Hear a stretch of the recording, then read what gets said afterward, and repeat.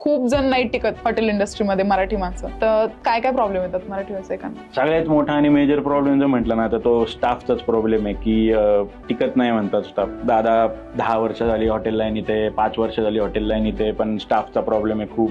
म्हणजे एवढं जुनं असणार तरी पण तुम्ही ग्रँटेड नाही धरू शकत की मी सेट आहे किंवा आता काय होणार नाहीये. त्या होणाऱ्या गोष्टी त्या होतातच. तर हाच एक मेजर इश्यू आहे की लोकांना स्टाफ मॅनेज करता येणं अवघड आहे. ह्याच्यावरती काही लोक तर म्हणजे फायदा पण घेतात लोकांच्या त्या मजबुरीचा की ऍडव्हान्स पैसे घेतात, मी स्टाफ प्रोव्हाइड करतो, पळून जातात. आणि मेजरली सगळी बाहेरचीच असतात, राज्याबाहेरची, ज्यांचं इथं घर ना आता ना पत्ता, आगापिछा काहीच नसतो. आणि लोक कसं, जेव्हा आपण एखाद्या प्रॉब्लेम मध्ये अडकलेलो असतो, आपण ब्लाइंड ट्रस्ट ठेवतो, देतो पैसे की बाबा निघू याच्यातून. तर ह्याच्यामुळे मग खचत जातं माणूस.